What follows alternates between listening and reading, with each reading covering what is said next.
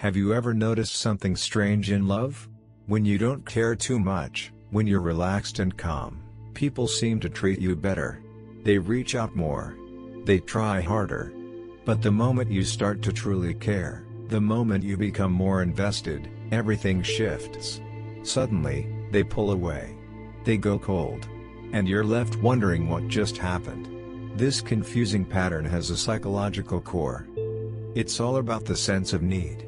When you deeply like someone, you want to talk to them all the time. You expect quick replies.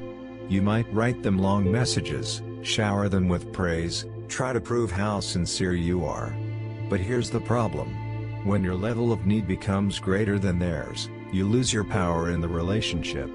They start to feel like they're in control. And the sad part is, even if you're charming, valuable, and emotionally generous, it creates a strange illusion. They may think you're not wanted by others, or that you can't live without them.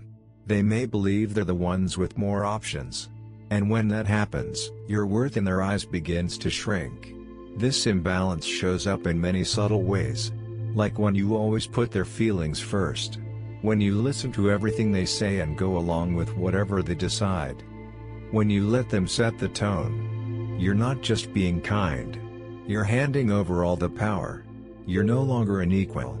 You've given away your seat at the table. But here's something important.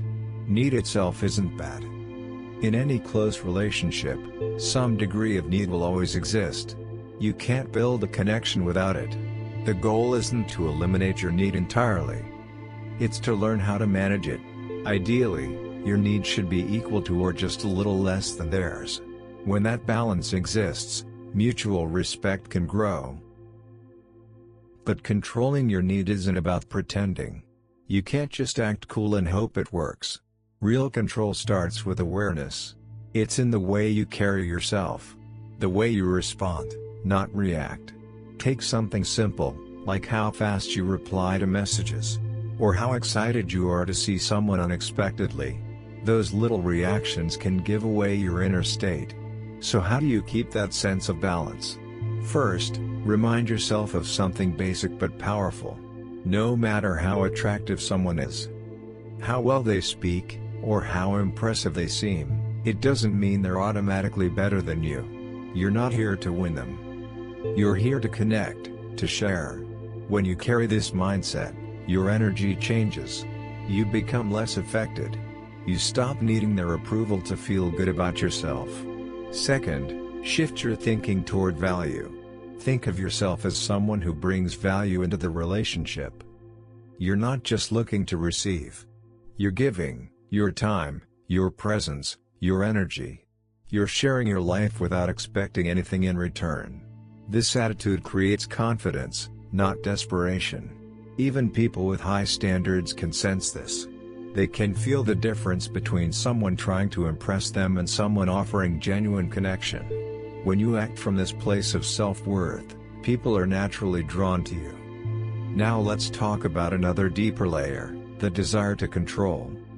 Sometimes, what looks like love is actually just a form of control. You might think you're helping the person grow. You want to motivate them, improve them, guide them. But underneath that, there's often fear. Fear that they won't become who you want them to be.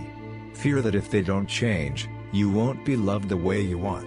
You might say, if he really loved me, he'd change. But love doesn't mean turning someone into your ideal version of them. It means accepting them as they are, even when it's hard. This kind of control usually comes from a deep place of anxiety. A fear of not being good enough. The more powerless someone feels inside, the more they'll try to gain control on the outside.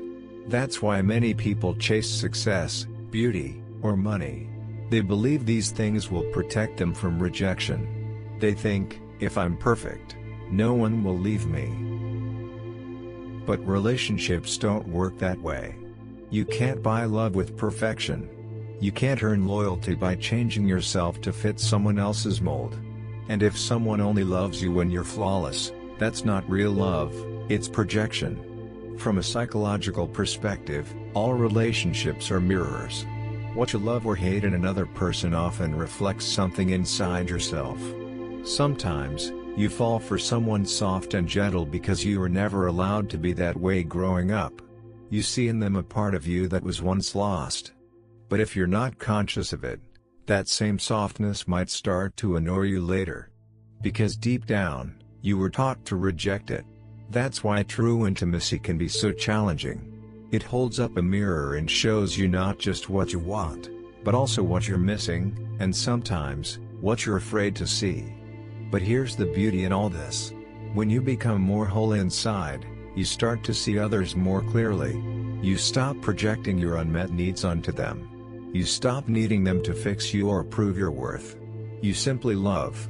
Freely. Fully. And without fear. So if you find yourself always chasing, always needing, always feeling like you're not enough, pause. Look within. Ask yourself, what am I trying to prove? And then remind yourself, you don't have to prove anything. You're already enough. And when you believe that, truly believe it, that's when real love can begin.